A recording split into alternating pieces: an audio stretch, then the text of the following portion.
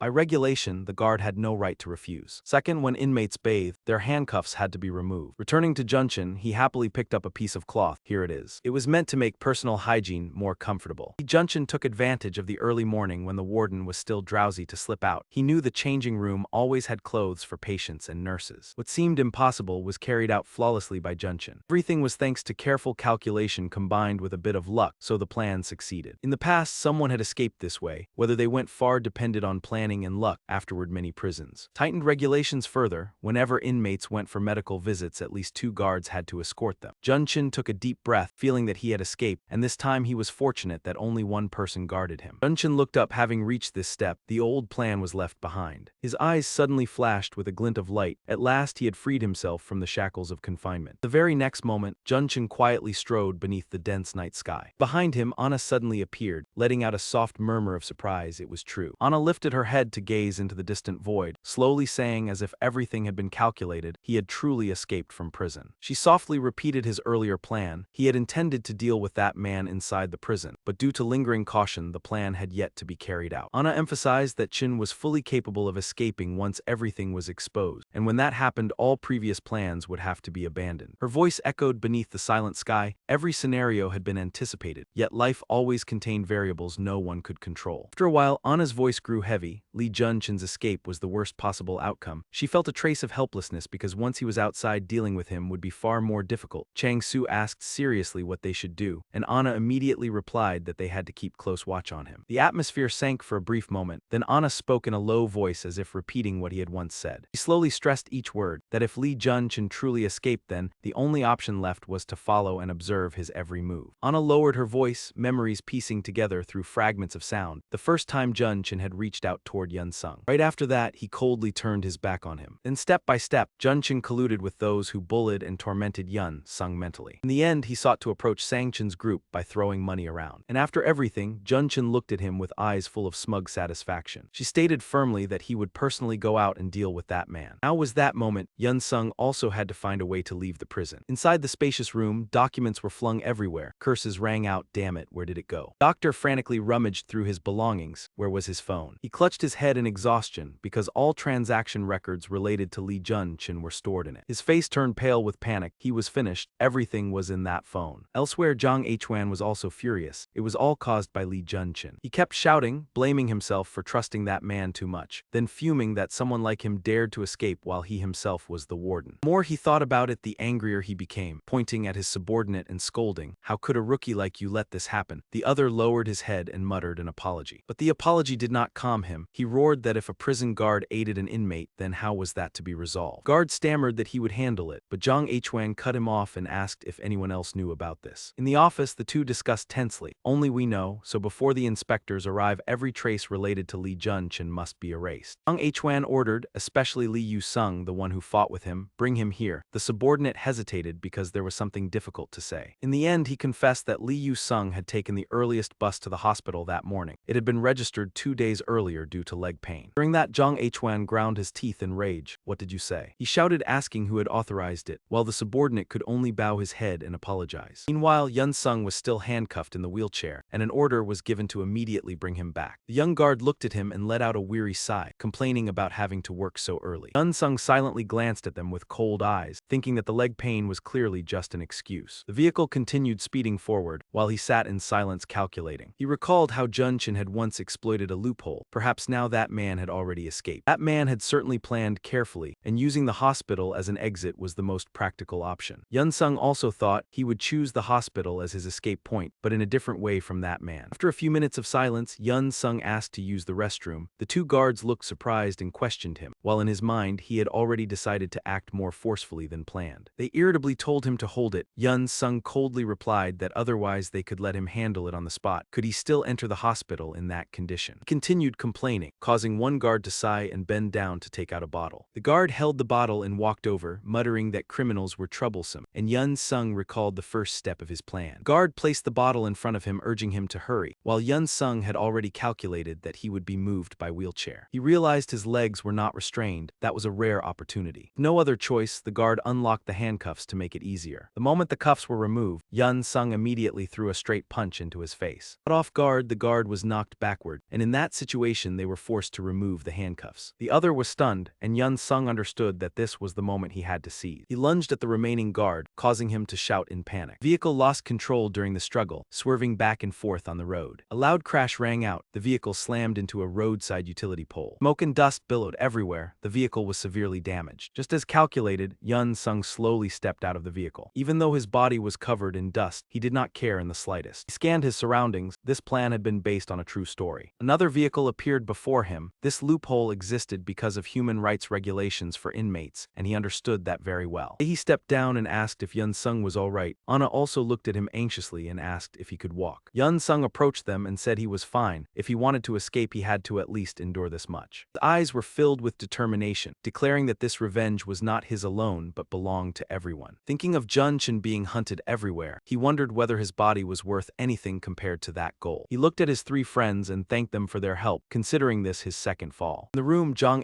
Hwan angrily shouted, telling his subordinate to get out. Thinking that Yun Sung had also escaped made his blood boil. He cursed the useless guard, while the man could only sigh. The man secretly glanced at the phone screen in his hand. When he saw who was calling, his attitude immediately changed, and he responded politely. On the other end of the line, he nodded in understanding and said everything was clear. The guard gave a slight nod, his eyes turning cold, as if silently congratulating Yun Sung on his successful escape. In the departing car, Yun Sung said over the phone that all procedures and routes were thanks to his support. He recalled how many times that man had secretly helped him in the shadows. From the very beginning, that man had always stood behind him, offering great support. Time returned to the previous day. The shower was still running steadily. Taking advantage of the guard sleeping soundly, Junshin quietly stepped outside. Footsteps echoed. He kept his eyes closed, pretending to sleep until that man left, then opened them. He looked at the empty room. Everything had gone according to plan. Back in the present, Yun Sung thanked him over the phone and received the reply that it was nothing. But his eyes remained cold, reminding that Yun Sung knew clearly why he became a prison guard. Perhaps he also carried his own grudge, and helping him was only to target that man. The past resurfaced. Junshin tightened his grip on the stone in his hand, quietly moved behind Sangchin and struck. Caught off guard, Sangchin collapsed in critical condition, causing the people behind to panic and shout for him to stop. They were about to rush forward to stop that madman Sangchin, but suddenly froze, while that man merely replied with a cold thank you. Junshin's gaze turned chilling as he spoke incomprehensible words. I should thank you for making me realize how I need to change. He calmly lowered his head to look at Sangchin lying motionless in blood on the ground, then uttered a threat. From now on I will show you what real madness is. The story began with Lee Junshin's strike with a stone. After that incident, Junshin was sent back to prison and transferred once more to a juvenile detention center. His appearance stunned the inmates. Look at that. He has not been out long and he is already back. They were about to say more. Junshin suddenly spoke. You stop. His eyes flashed with a terrifying ferocity. Idiot. As soon as he finished speaking, he was punched straight in the face by the inmates. A fat man forced Junshin to the ground and kept striking him, growling that today he would not get away, and indeed he was no longer the same. The more he was provoked, the more that man roared, who does this bastard think he is? Then suddenly two fingers shot straight toward his face. Horrifying sight that chilled anyone who witnessed it. That man clutched his face in agony, screaming about his eyes. Junshin slowly sat up and indifferently said he could see nothing, then uttered the words stupid fool. His purpose for changing had become painfully clear. He turned to the others, his gaze challenging. Anyone else want to try that feeling? Immediately a few others flew into a rage and charged at him, cursing and determined to prove themselves before his transformation. Junshin did not falter at all, counterattacking continuously until they gradually submitted and he formed his own power. After some time locked in solitary confinement for discipline, Lee Junshin chose to sow fear. Day finally came when he was released from that room, and fear became the tool he used to control others. Junshin's gaze terrified the entire detention center. No one dared look him in the eye. He exuded a cold and unapproachable aura, repeating mental torment again and again until his opponent opponent could no longer endure it. In the blink of an eye, several months passed. On a beautiful sunny day, Junchin rolled his shoulders and slowly walked along the familiar road. The corner of his lips curved into a strange smile, as if he had just achieved what he wanted. He stepped outside. He saw his underlings waiting. It was exactly what he had always desired. They respectfully handed him a cigarette, saying everyone had been waiting for him. One even lit it, reporting that they had gathered a few kids as instructed. Junchin merely asked coldly what they intended to do. He gave a twisted smile. I have to live in style. An underling wondered if they did not need money. He replied while walking not to worry. Clearly Junchin had his own plans. To him there was always a way to handle anything. After his release, Lee Junchin picked up his familiar tools again to begin robberies for capital. He and his lackeys committed numerous crimes in the city, officially stepping onto a path of sin. The image of a miserable man appeared. His first destination was. The man collapsed to his knees in front of his father's jewelry store, crying out in despair. The man wept while gathering money and ledgers. While Junchin remained indifferent, money had clouded his reason. Cries of anguish echoed through the modest house, yet he did not stop. The group ransacked the house. Someone asked why it was so poor. Junchin kept searching for valuables and stated he had checked his father's ledgers. Holding a stack of documents, he clearly stated there were 30 million won in cash from selling gold to his father. He ordered them to continue searching. The underlings marveled at how he used ledgers to trace the money. One looked outside and muttered that even doing evil required brains. At that moment the woman of the house returned. Seeing unfamiliar faces inside, she panicked and asked who they were. She kept questioning them while Junchin merely cast a cold glance. He was no different from a wild beast. As dusk fell, the door of the house opened once more. The man stepped inside and called out to his mother in the small, cozy house. He froze when he saw his mother lying on the floor, unable to understand what had happened. When he realized she lay in a pool of blood, he panicked and screamed for her. From that day on, a son lost his mother, while Junchin remained indifferent. He held his mother's growing cold body, tears falling in despair. My pursuit and revenge began, standing side by side with those who had once been harmed. Since the day he left the detention center, Junchin completely lost his humanity. He and his underlings reveled in money, not only bullying children but committing many other cruel acts. He heartlessly took the life of an innocent person, deeds far beyond imagination. That drove the son who lost his mother into deep hatred. All of it was crime. Junchin kept texting on his phone. After that he met Suzian. She asked in surprise whether she would be paid if she helped. She seriously confirmed that she only needed to lead that man into the prepared room, even knowing it was somewhat dangerous. Junchin reassured her but told her to remember how to respond if discovered. She nodded in agreement. Looking at the makeup box in her hand, she said she had experience pretending to be an adult. Junchin turned away. The new target was set. Now they only had to carry out the plan precisely. Looking at the man kneeling on the ground, Junchin asked if he knew the girl was underage. The man trembled and said he did not know. When he tried to explain further, his underlings shouted at him to hand over all the money in his wallet. They threatened to report him and release the video if he did not cooperate. Forced, he had to admit fault. In the end, he handed over all his money, begging to be spared. Suzian smiled in delight. She looked at the pile of money in front of her, curious about the total amount. Once he no longer had any value, they drove him away, laughing and mocking him. Suzian smiled and reminded them her part was done, and she wanted her share as agreed. She said she would take her portion, but their eyes turned frightening. He asked in confusion what they were planning to do as Junchin slowly closed the door. Realizing their intent, Suzian anxiously told them to stop and asked what they wanted. Seeing them approach, she shrank back in fear and said she did not like this joke. One of them stepped forward. They laughed smugly and said she thought it would end so easily. They would not let her go that easily. Desperate to the point of tears, she heard them say there was still something to settle. Disgusting voices demanded she obediently comply. The stack of money was thrown onto the floor. Junchin told his underlings to keep the money carefully and continue exploiting her. If she resisted, then threatened to spread the video. They nodded. Looking at the money, one of them nervously asked if they should be more cautious. Junchin asked why. He analyzed that using too much cash would attract attention and cause trouble later. He suggested exchanging the money another way, but before he could finish, Junchin cut him off and told him not to worry too much. Junchin looked at his phone and asked who was running that betting site. Laundering money through it would be safe. He called Sehun, saying the website had been doing poorly lately, so transactions would likely be easy. Excited about the plan, he wanted to ask them to handle the money and thought it was also helping Sehun. Twisted smile appeared clearly. He thought of the one who had concealed his father's death caused by Sehun. Junchin's gaze fixed on the screen as if he wanted to eliminate someone, and the culprit was himself. The scene shifted to a deserted and silent construction site. Yun Sung spoke up to inform everyone, all right, let us get started. Clearly laid out the objective this time, the pursuit officially began. We will capture Lee Junchin. Everyone fell silent, listening intently to every word he said. I am truly grateful that you have stood by me until today. We have worked very hard. Realizing there was no time to hesitate, he firmly declared, it is time for him to understand the price of the crimes he committed. Yun Sung's voice rang with determination. He must repay everything he has done to me and everyone else. That is our goal. But Zahil suddenly cut in. No. Remembering the pain she had endured made her burst into tears. I will make him pay many times over for what I suffered. She was the older sister of Yuzazung Yuzahi. Yun Sung reassured the group in his own way. He cannot run forever. Everyone stay calm. We all share the same resolve to eliminate him. He looked over at Kyung Min, who was still focused on typing. Have you pinpointed his location yet, Min? He nodded. Do not worry, I am tracking his every move. He continued monitoring Junchin's route. He was moving exactly as predicted, currently lingering around Sejong University Hospital. Do not lose him. Yun Sung immediately gave the order, we deploy now. Everyone get ready. He observed Junchin hiding in the shadows waiting for an opportunity. Contact the support team. Inform them that he is heading there. On the other side, Junchin silently watched the empty road ahead. That man frowned inside. It was still early, so there was not a single car in sight. Suddenly he noticed a vehicle slowly approaching. It was only a taxi. Taxi rolled forward at an unhurried pace. With no other choice, Junchin decided to get in. The driver was still busy talking on the phone. Yes, I understand. We will talk later. I have a passenger now. After sitting down, Junchin exhaled in relief, feeling temporarily safe. The driver asked, where would you like to go? That man replied coldly, to Seoul Station. In his mind, he calculated how to get some extra cash once he arrived. Driver replied understood, but when looking outside, Junchin began to feel irritated. That man scowled when he heard the driver muttering curses about the navigation. He looked at the GPS screen. Why is it malfunctioning at a time like this? Is it broken? That surprised him. The driver sighed. The navigation cannot determine the destination as usual. Junchin did not notice the strangeness of the driver. Seoul Station is quite far. The man turned back and assured him, it may be a bit difficult, but do not worry, I can still take you there. Scene shifted to Anna quietly watching Yun Sung tie his shoelaces. She asked worriedly, are you alright? Yun Sung calmly replied, is something wrong, sister? She thoughtfully reminded him, the person you asked to bring him to the meeting point seems to be in danger. She added just one small mistake, and Yun Sung gently reassured her, do not worry. He recalled the past and explained, he once helped me a great deal, especially during the first counterattack. When I was sued in court, he was the one who testified for me in the trial involving Park Sang-chin. He worried about me, helped me be sent to the juvenile detention center with Park Sang-chin, and taught me many plans. I always remember that kindness, so please be at ease. Images of the past resurfaced, the young guard who lost his mother at Junchin's hands. He held his mother and cried out in despair, Mom, wake up. Man returned home and was stunned by the sight. He helplessly watched his son clutch the cold body of his wife. Unable to hold back his tears, he looked at the bloodstained family photo and choked as he called his wife. Yun Sung affirmed to Anna that he completely trusted that man. He placed all his faith in him. No matter what tricks Junchin played, he could not escape. Back to the present, Junchin irritably asked, is the map broken? Is the GPS pointing to the wrong place? That man frowned. What now? The driver explained. How would I know why it suddenly glitched? The man continued driving and said, you are going to Seoul Station right. Even if the display is off, it is still that direction. Junchin was about to argue when the man reminded him, look at the photo under the rearview mirror. He raised his head and looked at the photo hanging inside the car. It was a picture of a happy family of 3, the very same photo once stained with blood on the table. The memory resurfaced of Junchin holding a stick and attacking the pitiful woman. Those who witnessed it at the time turned pale at the cruelty. After causing everything, he even laughed smugly and urged his underlings to leave and search for money. His gaze was icy. She is not dead yet, just take the money and get out. Back in the present, the man gripped the steering wheel tightly. After that day, my wife lived like a vegetable. He lost control and sped the car forward. My child had to quit school to support the family. Junchin was stunned as he realized the story and remembered that this was the guard. He stammered, it is you. The man laughed coldly, so you finally remember. The man continued, making him shudder. My wife passed away last year. While he was still trying to find a way to escape, the man suddenly drove the car off the cliff. The man looked at his panicked face. I have waited for this day for a long time. I have endured enough. Even with danger approaching, he still smiled and said, my mission is to bring you there. In his heart, Junchin cursed. The man declared, even if it costs my life, I will drag you down with me. 2 years ago at juvenile court, the judge declared that Yun Sung would be handled under law number 9 for juveniles. In the long corridor, the man stood facing Yun Sung. He sincerely said, you have suffered a lot, but the journey has only just begun. He added, there are many hardships ahead. Yun Sung nodded. This is something I must do, thank you. He remembered how the man wholeheartedly defended him and was grateful for his support in securing the desired verdict. The man smiled faintly. I only followed your plan, but will it really be all right? Yun Sung's eyes darkened at the risky plan. Once revenge begins, it will be very dangerous. He said, please leave that matter to me. The man replied, replied, "Do not worry. Everything is within calculation. He has discussed it with his son and the boy is ready." A trace of sadness crossed his face. He himself did not have much time left. Back to the present, Junchin lay unconscious and motionless. The overturned car looked extremely dangerous. Chang Su stepped forward to check. His condition is critical. "Hurry up, Choi Kyung-min." Kyung-min replied, "I am on my way, according to the GPS. Right." He confirmed, "Right." He grabbed Junchin, who was lying there, caught at last the final one. Chang Su's eyes were icy. "I will show you what hell is." He dragged him into the deep forest. "Prepare yourself." Time passed. Chang Su continued dragging Junchin forward. After a while he removed his mask. It was already dark. He looked at the abandoned building ahead, an abandoned factory, the exact location instructed. Chang Su turned his head to look at the man lying behind him. "Then let us deal with this one." It turned out Junchin had regained consciousness at some unknown moment, and even before opening his eyes, he had already gripped a shard of broken glass in his hand. With an icy gaze, Junchin suddenly lunged forward, aiming the shard straight at Chang Su's leg. The strike made Chang Su cry out in pain and hastily pull his leg back, while Junchin slowly retreated to keep his distance. Chang Su was stunned, recalling the moment the car plunged off the cliff, not understanding when that bastard had woken up. Before losing consciousness, Junchin had already seized the shard in his hand. Perhaps he had foreseen the situation and prepared for it. Staring at Chang Su before him, Junchin lost his composure and shouted, "Who are you?" He swung his arm repeatedly in attack, growling as he demanded to know why he had been kidnapped, and Chang Su refused to back down, replying that he had no obligation to answer. Junchin's eyes turned sharp and cold. "You dare do this to me here?" He hurled the shard straight at Chang Su, but Chang Su quickly dodged. Chang Su glanced around, thinking that man's moves were truly unpredictable. Seizing the chance, Junchin forced Chang Su to the ground, shouting for an answer about who they really were. Without hesitation, he picked up another shard from the ground, interrogating whether they had colluded with the taxi driver earlier. He pressed the shard close to Chang Su's throat, gritting his teeth as he asked what grudge they had against him. Deep within the forest, a strange noise suddenly echoed. Fortunately, at the critical moment, Chang Su managed to block the blow with his hand. Chang Su cursed angrily, while Junchin clicked his tongue in admiration at his reflexes, but Chang Su coldly said he bore no personal grudge. He remembered the senior he respected, and declared that he was merely a loyal subordinate following orders. Only then did Junchin realize he had provoked the wrong person. The one who truly hated him was far more terrifying. Even Chang Su was wary of that person, a powerful and imposing figure. He told Junchin to prepare himself, because the coming days would not be easy. Before he could finish, Junchin lashed out repeatedly, muttering that there were still others meddling. Chang Su groaned in pain, while Junchin calculated and wondered what he had done to be hunted down like this. At that moment Sujin appeared, her eyes blazing as she asked what wrong he had done. A heavy punch sent Junchin sprawling. Sujin coldly asked whether he truly did not know or was pretending. Seeing her expression, he was puzzled, but Sujin rushed forward asking if he remembered the name Kim Sujin. Sujin attacked relentlessly. Junchin dodged while trying to recall who that name belonged to. Seeing her furious, he let out a mocking laugh and asked if it was an ex-lover. Before he could finish, he took a full punch as Sujin shouted that it was her younger sister. Sujin gritted her teeth and struck his face, saying Kim Sujin died because of him. Thinking of her sister's unjust death, her resentment deepened. Tears streamed down as she recalled being told that finding the culprit from only a sketch would be extremely difficult. In the past, Sujin had questioned after sending the sketch, but the person on the other end said that alone made it very hard to track down the perpetrator. That person helplessly reported that the group used cash and left no trace, making Sujin even more desperate when thinking of her sister. She choked out that her sister had endured day after day, but the lawyer replied that the girl was also considered an accomplice. The lawyer explained the case was complicated, and Sujin insisted they must pay, unaware that Sujin had noticed the knife nearby. Sujin opened the door and stepped into the room, her heart filled with fury that the criminal still roamed free. The sight of the stained floor left her frozen, even as the voice on the phone continued calling out. Back in the present, Sujin struck even more fiercely, saying she had never forgotten that day for even a moment. She looked at him with hatred, and Junchin seemed to recall something. He gave a cold laugh as he blocked her attack, asking if it was that foolish girl. He counterattacked, making her stagger in pain. His words only angered her further, but she also realized he was still very strong. Thinking of Sujin continued attacking, and Junchin laughed as if he had understood everything. He said the girl once told him she urgently needed money because of family matters. Easily caught her wrist and twisted it back, saying Sujin needed money to cover her hospital fees. Those vicious words left Sujin stunned, and he added that the death was her fault. A thought flashed through his mind. Junchin coldly declared he would finish her. His eyes were filled with malice as he spat out cruel words. Suddenly, a surge of electricity ran through him. Zahi stepped forward, mockingly telling him not to talk nonsense. Zahi hurriedly asked if Su Jin was all right, then looked at Chang Su with concern. She told Su Jin to take care of Chang Su first. She turned back, she discovered Jun Chen had disappeared. The two electric wires before her made her freeze. He had torn the wires off his body himself. Jun Chen ran headlong through the forest, realizing the other side was not only numerous but also had stun guns, so he had to retreat. He calculated that as long as he got out of the forest he could escape, but ahead stood a high-voltage electric fence. The sight made him stand rooted, cursing under his breath. He forced himself not to believe it, standing still as he pieced everything together. The image of the taxi appearing in the alley at dawn surfaced in his mind. Then the accident when the taxi sped onto the highway and crashed into the mountain guardrail. After that, Chang Su appeared and dragged him away as if waiting. Memories of the man who lost his wife and the woman who lost her sister surfaced, all carrying hatred toward him. Jun Chen realized this was not a simple revenge. He understood he had been deliberately trapped and confined here to suffer torment. Yun Sung stepped forward and coldly said he must have understood the situation. Struggling was useless. He calmly declared that Jun Chen had been driven here and would become prey. Yun Sung impatiently said it was time to end everything. Those who harbored hatred today would reclaim it all. The hunt began. Jun Chen ground his teeth, telling himself he had to find a way out. He ran through the forest in patient clothes. He understood they had set the trap long ago, so he had to escape as soon as possible. Before he could steady himself, Su Jin was already lying in wait with a stick in hand. She swung the stick at his head, but he ducked in time to avoid it. Thought he had escaped, but she would not let him go easily. A punch came down, he raised his hand to block and asked where they intended to go. He smirked and stepped back, looking at them. Jun Chen arrogantly asked if they truly wanted to hunt him. He clenched his fists, challenging them to come forward and see what he could do. Just then another person appeared, shouting what else he still wanted to prove. Zahi aimed the gun straight at the back of Jun Chen's head, her voice full of provocation. "There is no spring here. It seems you have misunderstood." She emphasized each word. "We are the ones in control here." Faint sound seemed to make Zahi pause. Then she coldly said she would show you what consequences meant. Zahi pulled the trigger of the stun gun. The surge of electricity made that man's body convulse violently. Even while being cornered, Jun Chen stubbornly retorted, "You think you can keep me here with just this?" Su Jin drew another stun gun and kept pulling the trigger, numbing his entire body. "Give him another shot." The two women pressed in close, forcing Jun Chen to his knees again, still relentlessly shocking him. That man writhed on the ground, spewing foul curses. "You bastards, you really are despicable cowards." From deep within the forest, another person stepped out, his voice calm. "Do you think we came here just to beat you?" Jun Chen let out a resentful voice. "Good thing you showed up too." He roared furiously, "Yun Sung, you damned bastard." Yun Sung looked at him with icy eyes and asked mockingly, "How does it feel to be hunted down?" At the sight of him, Jun Chen wanted nothing more than to rush forward and punch him. "Bastard, do not tell me you broke out of prison just to catch me." His fists clenched tight. "You really prepared well for this revenge." From the taxi driver to the stun guns. The madness inside him flared up. "Fine then, you self-righteous fool." Jun Chen lunged and threw a punch at Yun Sung, but he swiftly dodged. "Come on." He poured all his hatred into every strike, his mouth never stopping its stream of curses. Yun Sung maintained a solid guard, utterly unshaken. Two men clashed head-on with direct punches. Jun Chen unleashed a flurry of blows, intending to end it quickly. Yun Sung's gaze turned glacial as he employed Kinamutai, a blend of grappling techniques and street fighting. Immediately after, he shifted his stance, lifting his leg to lock his opponent's arm and counterattack. But that man's legs were a beat faster. Jun Chen delivered a powerful kick that sent Yun Sung flying back. That was his fighting style. He continued attacking with vicious kicks, aiming to strip his opponent of any ability to resist. He drove straight toward Yun Sung's face as he charged in close. He had once been notorious for his brutality, ready to bite a fellow inmate's hand or injure himself recklessly just to bring down his opponent. Su Jin shouted anxiously, "Fighting him at close range is extremely dangerous." Even while being forced back at a disadvantage, Yun Sung calmly replied, "You are stronger than before, but that is all." Jun Chen swung his arms as if warming up, then approached and asked in a mocking tone, "What is your reason for revenge? Because I gave your address to Park Sang-chen, or because I revealed your sister's story to Joey Ambion?" He curled his lips into a sinister smile. "Ah, I see now." He stuck out his tongue provocatively. "You found out about that, so you want to settle the score with me." He brought up a secret involving the girl from back then, a story that had once caused Yun Sung to suffer countless injustices. Yun Sung merely lifted his head and replied flatly, "Li Jun Chen, you truly are a wretched man." His eyes were icy yet filled with fury. "The proper ending for you is to pay the price. You reap what you sow." The story shifted back 5 years earlier at a tattoo shop where everything everything began. When Junchin had a teardrop tattooed on his face 5 years ago, the artist announced it was finished. The tattoo artist scratched his head and confirmed, "Are you sure this design is not something you get on a whim?" He added about the filled and center of the teardrop, and that man casually said, "I know it means having taken a life." Tattoo artist hesitated, "That is true, but not everyone who gets it has really done that." Junchin put on his shirt and shrugged, "Who knows?" He lifted his face and said half-jokingly, "What if one day I truly do it?" Those words sent a chill through the listener. Humans are capable of unpredictable things, are they not? After that, he went to a company called Black Cross. He posed a vague question about killing someone, making the other party furious and shout. One person threatened him while Sehun calmly asked, "You said you could handle this matter." Junchin showed caution, "I cannot trust you yet, and why bring money? I already said I do not do money laundering." Not wanting to beat around the bush, he said both sides understood the purpose. "Let us get to it," Sehun nodded. Junchin spoke first, "Let me recount everything from the beginning." He mentioned Yun Sung's father along with Black Cross and Jung Hyan Pia. Told the story in fragments, mentioning a bus and an ambulance, then trailing off. Sehun seemed to have grasped the situation. The police had begun investigating and escape would not be easy. Junchin sneered, his voice nearly out of control. "So you really killed my uncle, how ridiculous." The person beside Sehun could not endure it any longer. "Stop putting on an act," and that man pretended to apologize, saying he understood the situation. His hand holding the cup trembled slightly as he said, "You want me to conceal the crime you committed. I roughly understand now." Then suddenly, Junchin crushed the cup in his hand and agreed to the deal. The other person shouted, "What are you doing?" Without answering, Junchin grabbed a shard and lunged to attack him. Sehun remained seated and asked what he intended to do, and Junchin casually said that man was present when you killed Yun Sung's father. His ear was covered in blood, yet his expression was indifferent. As long as all the blame was pinned on him, it would be over. Sehun looked at the unconscious man and said it should be handled outside. If it was done here, he would be suspected. Junchin softly called Sehun. He growled a threat, "If you do not want to add another crime, stay silent and follow along." His eyes twisted with distortion. "I have calculated everything, just listen to me." Sehun silently obeyed the killer. As long as the money laundering went smoothly, that was Lee Junchin's plan. Still gripping the sharp shard, he fabricated a story blaming a Black Cross employee for killing his father. The scene shifted to the police station, where they plotted revenge as a defense for the culprit and to reduce the sentence. That time Yun Sung sat quietly, unaware that the man before him was pretending to sacrifice himself. Junchin spoke warmly, "It has been a long time. Sorry for letting you see me like this, Yun Sung." He acted close, saying he could not bear thinking about the pain his uncle had endured. Yun Sung believed him and asked if it was true that a Black Cross employee had killed his father. Junchin firmly said he had already taken revenge, claiming that person admitted doing it out of personal desire. He continued to feign remorse, "You must have wanted to do it yourself, I am sorry." Back then Yun Sung believed it was true, and thanked him for seeking justice for his father. Meanwhile Junchin inwardly sneered, "You fool, you have no idea what your father was really like." He planned to use Yun Sung as Sehun's weakness, while the two of them still knew nothing about each other. He pretended to be grateful, "Thank you, I will stand in the middle and control all the information." Yun Sung completely trusted him and asked if the police interrogated him as a witness, could he confirm that man was the one who killed his uncle. Junchin made him anxious, saying the police would find it hard to trust him because he had been in a juvenile center. Tears streamed down his face as he cried in apparent remorse, "I know it is shameful, but I must ask you." He struck at Yun Sung's soft heart, "We are family, are we not family?" At that time Yun Sung obediently nodded, "Yes, family." In another moment someone slammed a furious hand onto the table. I growled and asked him once more what on earth family really meant. The inspector flared up and interrogated him. Sehun had he gone mute? How could he stay silent when he knew his senior was involved in murder? He kept repeating that he was completely unrelated, but Sehun answered with only one sentence, "I already said it, I was threatened. He said he would take my life if I reported him." Sehun's statement was brief. "When I was coerced, Junchin made a move against our senior." The inspector sighed in frustration and said this man was truly suspicious. The atmosphere instantly grew heavy. After the call, senior man informed the inspector that those above had gathered enough testimony and ordered the case to be shelved. He could not believe it. What was that supposed to mean? CHN smiled victoriously. It seemed some force wanted to erase the traces. Since the culprit was dead, the case was closed due to lack of prosecution rights. Junchin was escorted away by the police, and I, who had once been deceived by his lies, had even thanked him before. You were the one who twisted the truth. He curled his lips in satisfaction at the outcome, even before his own father's death. Junchin stepped through that gate. Yun Sung understood that the murderer who harmed his father was him. It was all a scheme by Junchin and Sehun to escape guilt, to be set free, and it even involved my own hands. Junchin curled his lips and loudly called his name, Yun Sung. He threw a series of punches and growled, "Because of that incident, you acted that way, right?" Yun Sung dodged the punches in succession. "You think it was because I once joked about your your death that this happened. He laughed darkly if that was so, his face full of provocation. Did you want me to apologize? Yun Sung maintained his guard. Forgive me, we are family after all. Taking advantage of his rambling, he countered with a punch, Yun Sung. Even as Yun Sung launched rapid kicks, Junchin nimbly avoided them. I truly. But Junchin was faster. You dragged me into a murder charge. Kicked while mocking just once. Could you not spare your older brother once? Changsu stood aside and sighed. That was indeed so, while Yun Sung punches seemed to pour out all his resentment. That damned bastard deserved it. Changsu clenched his fist. Even though it had come to this, Sujin spoke up, join in Changsu. He also nodded in agreement. Sister Sujin was right. We all wanted to deal with him, but she sensed the timing was not right. Now was not the moment for us to rush in. Yun Sung unleashed relentless kicks. He wanted to untie the knot in his heart by himself. Facing Junchin's challenging expression, we had no choice but to wait. He smugly threw a straight punch into Yun Sung's face, seizing an opening. He gritted his teeth and endured. Why were you so stubborn, Yun Sung? His punches were full of ridicule. I trained in martial arts far longer than you. See, nothing was as simple as you thought. Even commented, with flashy crash course fighting like yours you would never improve. Junchin boasted confidently, if you wanted to be strong you had to be like me. I struggled to survive in an environment of live or be taken down countless times. In the harshest circumstances I fought non-stop to defeat opponents. I did not just learn martial arts in theory. Your left shoulder, Junchin asked scornfully, it was injured when you broke out of prison. Raised his fist arrogantly. That spot must have hurt all this time. As soon as he finished speaking, he struck directly at that point. Yun Sung felt the pain surge. His left arm grew heavy. Junchin seized the chance to punch his abdomen. His face twisted in pain. This was your limit. Junchin sneered mockingly. No matter how hard you tried, you could not change the fact that you were still a loser. He continued attacking and said, from my standpoint, I should even thank your family. Heavy blows rained down. Thanks to that I earned an amount far beyond imagination. Struck repeatedly as if to cover up your death. No, that fool death. Thanks to you I had the chance to start over, Junchin said as he rammed his fist into Yun Sung's stomach. Thanks were cold and cruel, thank you. Yun Sung's expression changed with fury. How did everything become like this? Muttered voice full of anger, that dog Junchin. Sehun held a cigarette elegantly. It was time to step outside. A voice like Junchin echoed, you truly came looking for me. He strode out arrogantly. It had been a long time, Sehun. Sehun had prepared an escape route. I greased the way for you in this matter. I did not expect you still had to sit inside for several months. That was hard on you. Sehun went straight to the point. As promised, I laundered all the money you gave me. Now the deal was considered finished, Junchin asked again. It was truly all settled. He smiled slyly, but I thought the processed amount was still lacking. Sehun angrily grabbed his collar. Lacking what? While Junchin calmly said, inside there I had plenty of time to think. That amount was nothing. He analyzed clearly. Just looking at the autopsy results of Yun Sung's father showed it was not a normal death. Junchin raised two fingers, 20% and 20 shares of Black 10. That unreasonable demand drove Sehun mad, but he still said calmly, that amount was worthy of what I did for you. Junchin brushed Sehun's hand aside. Lower your voice. If you did not like it, no one forced you, and if I wanted to surrender, no one could stop me. Calculated aloud who the real culprit that killed Yun Sung's father was, how much I was paid to take the blame. I would confess everything. He was indifferent before the law. My life was already ruined, so I did not mind ruining it further, but you were different. Junchin continued, striking Yun Sung without mercy. Do not test me while I was still speaking nicely. Yun Sung was sent flying in pain. In his memory, wine and champagne burst open in celebration. Zioha held a bottle and asked, you truly treated us to this? Junchin in drunken haze replied, I bought it all, it was true. In the adjacent cell, he had once been the most outstanding one. Yun Sung sat silently in a corner. His eyes were filled with longing. Father. He kept tormenting himself. Why had father done that? When he was beaten until his face was bruised and swollen, Yun Sung followed behind like a foolish child. I once resented father. I even did not want to know the truth and only felt irritation and hatred. In the present, Junchin slammed him against a tree trunk. He tilted his head provocatively. Yun Sung, the problem lay with you. Junchin slowly approached. Living in the past was never a good habit. Yun Sung struggled to stand amid triumphant laughter. Look at me. I was the real winner. He shouted into his face. I endured. I rose up and succeeded. Junchin continued trampling Yun Sung, while in fuck mind dark schemes for revenge overflowed. He roared as if Yun Sung was the one at fault. You thought that game was fun. I went mad because of you. Blow after blow fell on Yun Sung's body. Please, little brother, wake up. Yun Sung suddenly remembered another matter. He stood stunned hearing the news from the inspector. What had you just said? The inspector confirmed that the autopsy results showed soil and sand mixed in his father's lung. Yun Sung froze in shock as he realized that meant when his father was buried, he was still breathing. After finishing his story, Junchin even greeted him as if nothing had happened. Long time no no see, you really have gone crazy. That man glared and cursed, bastard, while Yun Sung calmly mentioned the autopsy report. He slowly stood up and asked coldly, you know very well how my father died. Before that man could react, Yun Sung threw a punch that sent him crashing to the ground. Junchen lay on his back gasping, I have something to ask you. Tears of hatred streamed down, did you really not take part in that? Then what was that just now? He grabbed his collar tightly, his voice choked, we were once a family, Junchen. Yun Sung counterattacked relentlessly, each blow carrying the pent-up anguish over his father's horrific death. He shoved him hard to the ground, and you only saw it as an opportunity for yourself. That man writhed in pain. Yun Sung clenched his collar, his voice trembling, this is unforgivable. He shook him back and forth, do you not feel even a shred of guilt? Junchen groaned and cursed. Yun Sung leaned close and asked, do you know why? He slammed him against a tree, because I have made up my mind, damn it. Yun Sung forcefully snapped one of his fingers, my revenge on you will be 100,000 times worse than what I ever did to others. Junchen screamed curses. The scene left Junchen in unbearable agony. He could only endure under Yun Sung's fury. Yun Sung struck with precision at the most vulnerable points, leaving his opponent almost unable to resist. Blow rendered him speechless, brace yourself. Yun Sung flew into a rage and unleashed blow after blow without mercy. He snapped each of Junchen's finger joints one by one. His face turned pale, he could only let out weak cries. Yun Sung delivered another punch to his abdomen that left him in wordless pain. That man could only groan in agony, his mouth still trying to curse in vain. Yun Sung leaned close to his ear and enunciated every word. Junchen listened carefully. The other three stood watching, letting Yun Sung handle it himself. I will make you beg for release at any cost. Yun Sung's gaze was colder than ever, because of that. Just then the sound of a police siren rang out, is this the place? The inspection team arrived at the scene, yes, the vehicle stopped here, report back to headquarters, we may have found the escaped convict. They looked around in surprise, what is this place? There is even barbed wire and fencing. It seemed they were talking about Yun Sung's group. Are they trying to turn this place into a fortress? Sujin looked outside anxiously, the police arrived earlier than expected. What do we do now? Chang-Su spoke sternly, the situation is serious, we have to change the plan. He suggested, first transfer the evidence to Kyung-min. But Junchen laughed like a madman, his eyes darting around. Everything was unfolding exactly as he had calculated. He recalled the past and muttered his thanks to those idiots. That time he stood in a public phone booth. Hey Dong Kai, it is me Junchen. Dong Kai replied lazily, what are you saying Junchen? That man said I got out early because of something urgent. He gave orders as if commanding a servant, gather all the money and bring it to Seoul Station. If you are late I will not spare you. Dong Kai reluctantly agreed. After hanging up his roommate asked, who were you talking to at this hour? Is it a girl? Dong Kai shot him a glance, damn it, Junchen is out of prison. The whole room was horrified, how did he get out? But more importantly he is making us bring the money back. Panicked because they had already spent all that money. Now they had no idea how to deal with it. One of them feared, if we meet him we are dead, there is no other way. One man suggested, why not report him to the police? The group argued loudly, unaware Junchen was standing below listening to everything. He thought if he were caught again they would be safe, so report him and then hide. Junchen began to scheme. Poked his head out to observe once more. The more he thought the more uneasy he felt. His suspicious nature made him believe that group would betray him. Just then a taxi arrived. He thought if they betrayed him then so be it. He decided to keep running and would deal with them later. To him, a man with nothing left to lose, life imprisonment was the same. He could do anything. Now cornered by Yun Sung, he thought if things went too far the police would intervene. These people are truly shameless. Yun Sung turned back to reassure them. Stay calm, change locations first. Junchen is not simple. He calculated there was still time before the police broke in, while Junchen secretly laughed as everything was going his way. That man was unpredictable because he acted on instinct. His pale face made the atmosphere even more chilling. The inspectors began dismantling the fence, and for the first time Junchen found himself in such a situation. He did not know what the next step would be, his mind constantly calculating how to escape these dangerous people. Watching Yun Sung discuss with Su Jin, he knew resisting now would be foolish. He clenched his fists, there will be another chance, for now I have to handle this situation. Police finally closed in. Su Jin suggested tying him up. Chang-Su agreed they had to move the evidence immediately. Amid the chaos, Junchen caught sight of a sharp branch on the ground, a flash of opportunity. He recklessly grabbed it and swung it, running toward the prepared vehicle. His target seemed to be Zehi. He seized Zehi as a hostage. Stop. Junchen threatened, do not touch me. If you do anything this girl will be in danger. He laughed crookedly, you miss your sister very much do you not? I will let you see her soon. Made a move against Zehi. Su Jin furiously rushed forward, bastard. Su Jin's body suddenly convulsed. He was subdued by Junchen with a stun gun. Su Jin's eyes rolled back from the shock. Seizing the chance, Junchen fled. He is running. Chang-Su was about to chase after him, but Yun Sung stopped him. Take care of the two of them first. Junchen ran for his life, but no matter where he hid he would be found. He thought that group had reported him. He had to escape before the police got past the fence. Yet in his heart there was still a trace of hesitation. Every route he ran through had surveillance cameras. Why are there so many CCTV cameras? He suspected he was was being monitored but still rushed toward an abandoned building. Determined he had to hide there. Gasping from exhaustion, he worried there might be cameras inside the building as well. He let out a cold smile. If he went inside, he could find the power switch. He thought he just needed to find the transformer, climbing the stairs in the old building. Sure enough, there was an electrical panel. He flipped the switch to cut the power, a skill learned from his time in prison. Junchin managed to escape the first pursuit. He continued forward, and only then did the pressure in his chest begin to ease. However, Yun-sung had anticipated every possibility, forcing him to return to the forest from earlier. While Junchin was still scrambling to find a way out before being discovered. Before he could even set foot down, Yun-sung was already waiting there. Yun-sung spoke calmly without the slightest surprise. Just as I expected, you came here to hide as well. Even added a few mocking remarks. You even found the transformer impressive. Standing above, Junchin felt uneasy, unable to understand how he had arrived so quickly. Outside at that moment, Chang-su was still standing guard. But do you know this? He is locking down the building exit. From the beginning, I was not tracking you through CCTV. When you passed out, I attached a tracking device to you, and you are hiding on the second floor. Hearing that, Junchin turned pale. A tracking device, not a camera. Yun-sung calmly confirmed it was true. He continued, from the moment you lost consciousness in the taxi, I have been following that signal the entire time. Junchin could only grit his teeth and curse. Yun-sung pointed upward, coldly threatening. Why do you think I came here alone? For the first time, he was truly bewildered, unable to grasp the hidden meaning behind it. Chang-su frowned but still followed the plan. Yun-sung, do you really have to push this to such an extent? He let out a sigh. I have done everything you asked, but is this truly the end of this revenge? Chang-su spoke softly. Perhaps I will be very sad, Yun-sung. Yun-sung looked at him with icy eyes. Perhaps the ending was decided from the very beginning. Even if I say I did this for revenge, I am not a clean person either. For my personal vendetta, I crossed moral boundaries and social norms. His voice grew quieter, what I truly want at this moment. He looked up at Chang-su. I only want everything to return to its proper place and bring it all to an end, that is all. Yun-sung carefully instructed him about the CCTV footage. Let the victims' families watch it. His hand touched the hidden camera. Let them see that this is a price paid without regret. He lifted his shirt for Junchin to see. Now you understand. Junchin seemed to go mad. Your body reeks of gasoline. This was perhaps the bitter end of a villain. Yun-sung pulled out an object from his hand. Let everyone witness this. He declared that he would expose the entire truth. From now on, the victims' families will know everything. I will record every moment, not only your death but also your face at that time. I will show them everything, including myself. He admitted that he too was the villain in someone else's story. The victims who once had their arms broken and suffered unjust accidents. Those who lost their lives in suffocating resentment, and many others. It is time for me to step forward and take responsibility for all of it. Yun-sung flicked his Zippo lighter. The moment had arrived. He threw it onto the floor. Junchin never expected this day to come, then let it all end. Yun-sung chose to end everything together. This was the final act of revenge. His voice was heavy with hatred. It is time to pay for our sins. Let us go to hell together. This long journey of revenge should stop. The flames would burn away all darkness and bring everything to a close. Yun-sung seemed to call out, come down here, Junchin. He stood amid the sea of fire waiting for him. Let it end. The flames surged violently up to the second floor, leaving Junchin with no escape. He roared in fury. From above, he cursed. You really have to go this far? Then he let out a cold laugh. Fine, if that is how it is, then let us go all the way. Yun-sung was exhausted from the spiral of violence. It was time to end this damned relationship. The provocation worked. Junchin stepped down recklessly. You prepared thoroughly for this revenge, learned quite a few tricks. Yun-sung curled his lips. This is not exercise, you fool, this is called a special martial art called kinemudai, similar to jiu-jitsu but more distinct. Philippine jiu-jitsu focuses on vulnerable points like the eyes or throat. He muttered, I have to defeat him in this fight. Yun-sung once told Habin, I want to learn how to defeat him from the master. Everything stemmed from the greed of Junchin, the man who attacked his father for money. He spent many years in prison and was known as the most ruthless inmate among the life sentence prisoners for a series of crimes. But that was still not enough to describe him. A man once involved in kidnapping, assault, and many other brutal acts. Habin once advised that ordinary martial arts would hardly deal with someone like him. Now Yun-sung recalled those words. To defeat him, the only way was to target vital points. Junchin refused to be outdone. What I learned is not some exercise routine. Yun-sung's eyes blazed with determination. I learned it to defeat you. Stared straight into his eyes without blinking. Junchin frowned warily. He charged forward in a frenzy amid the sea of fire. A flurry of punches aimed at his opponent's vital spots. Yun-sung immediately lowered his stance, searching for an opening below. A powerful strike was delivered decisively, aimed straight at Junchin's abdomen. He had no time to react. Junchin grabbed the back of Yun-sung's neck. He drove his knee straight into his face. Both stepped back, probing for an opportunity. The pace of the fight grew increasingly intense. Yun-sung dashed forward like an arrow, delivered a kick squarely to Junchin's face. As he kicked high, Yun-sung lost his balance when his opponent stepped back. He suddenly realized he had made a wrong move. Junchin lifted him up. The camera recorded every movement. Yun Sung struggled to restrain him with difficulty. This time Junchen gained the upper hand, forcefully pushing him forward. Yun Sung retaliated with a knee strike to his face. Seizing the opportunity, he followed up with another blow. Junchen quickly glanced in another direction. He played dirty, flinging dirt up to blur Yun Sung's vision. Dirt clung to his face. Yun Sung gritted his teeth and endured. Junchen locked him in a tight hold and rammed his head into his abdomen. He shouted loudly amid the smoke and flames. A fierce slam sent Yun Sung crashing hard onto the floor. As he was about to continue attacking, Yun Sung suddenly swept his leg in a counterattack. Junchen lunged forward with the intent to destroy Yun Sung's eyes. Yun Sung was a split second faster, injuring one of that man's eyes. Junchen ground his teeth in hatred. He roared in fury and clutched Yun Sung's throat as if trying to strangle him. At this moment, Junchen was no different from a man out of control, swinging his fists savagely. Heavy punch crashed straight into the center of Yun Sung's face. He quickly raised his hand on instinct to block. Even so, he could not avoid the full force, his face twisted in pain. Junchen seemed to go mad, sitting on top of Yun Sung and raining down blows without pause. Yun Sung was nearly exhausted. The fire had already spread to the second floor. Junchen stopped. Yun Sung's face was bruised and bloodied. Each moment felt endlessly stretched. Suddenly, Yun Sung's eyes snapped open. He gathered his strength and thrust himself upward. Seizing the chance, Yun Sung bit down hard, making Junchen cry out in pain. Junchen glanced behind and saw a broken section of metal pipe. He grabbed it, his hand tightening until the veins bulged. He rushed forward, aiming at the back of Yun Sung's neck, then continued swinging wildly like a madman. Yun Sung drove his head forward with force. Counterattack sent Junchen flipping backward, the object in his hand falling away. Fell down in agony. Yun Sung immediately seized that man's leg. His other hand pinned Junchen's body firmly to the ground. His legs locked tightly as he poured all his strength into a brutal twist. A shrill scream rang out as pain surged through that man's body. At this point, Junchen's leg was twisted so far that he could no longer stand. Tears of fury streamed endlessly from Yun Sung's eyes. He kept slamming down heavy punches, distorting that man's face. Several teeth flew out. Yun Sung cried as he vented all his pent-up hatred. Each punch seemed to speak for the innocent who had suffered, like a reckoning. The images of family photos, once smashed by Junchen, surfaced in his mind. The figure of his gentle father and so many other kind people made his heart tight. Since losing his father, he had been nothing more than a lost child. Yun Sung had endured countless pains and humiliations. The first struggles within the prison, then the second, the third time. Fights grew more frequent with each passing day. The crowds outside hurried on, leaving Yun Sung behind amid countless traps. So many grudges, threats, and haunting deaths closed in around him. All of it had turned him into the man he was now, a prisoner bearing guilt. Suddenly, Junchen shrieked in pain. One of his arms was almost unable to move. Within the blazing sea of fire, Yun Sung drove his enemy into a corner. The phone had long been cracked, its screen completely dark. Yun Sung burst into tears like a child, releasing the grievances he had suppressed for years. With the raging flames at the fragile boundary between life and death, iron bars began collapsing down toward him. The clear and peaceful sky gradually returned to its original color. Time passed quietly. In the blink of an eye, it was 4 years later. In the spotless and orderly corridor of the television station, someone shouted in anger, "What nonsense are you talking about?" A male reporter stood up in protest. In a country that upholds the rule of law, that is sheer madness. How could such a personal punitive order be issued? Anna held her ground. "Let me clarify further. No need, I have already presented enough." The reporter continued, "Since that day our country has been completely overturned. I have witnessed every change." Yet he still insisted, in a nation governed by law that cannot happen, the foundation is being shaken. I mean the very core foundation. Though he understood everything, he admitted that Yun Sung's death had changed too many things. "I know that, but..." Before he could finish, Anna cut him off. "That is right." Her voice was heavy with sorrow. Yun Sung's departure changed many things, and that was also the path he chose. Yun Sung looked at the person before him. A barrage of iron and concrete fragments crashed down on his head. The rubble buried them both. Flames lashed across Junchen's face. Yun Sung sat within the sea of fire, yet he showed no sign of avoiding it. He lowered his head, his gaze dim. He murmured softly, "Dad, everything has." The emotion-laden words trailed off. He thought of his second sister, of those who had once protected him, of her and of him. He even remembered his mother, who had cried for him so many times. Yun Sung clenched his fists. "I have finished it." Junchen was swallowed by the raging fire. "The road had not been easy, but I have reached the end." Sweat poured from him because of the heat. "Now then." Yun Sung gradually lost strength and collapsed. "Perhaps I should rest for a moment." He fainted amid the smoke and flames. As the fire was about to spread further, "I know. Lying alone at the final brink, Rui will one day." The iron and concrete bars fell once more. Perhaps hatred would end like this. They kept crashing down, and revenge had never been something worthy of praise. Those were the final thoughts in his mind.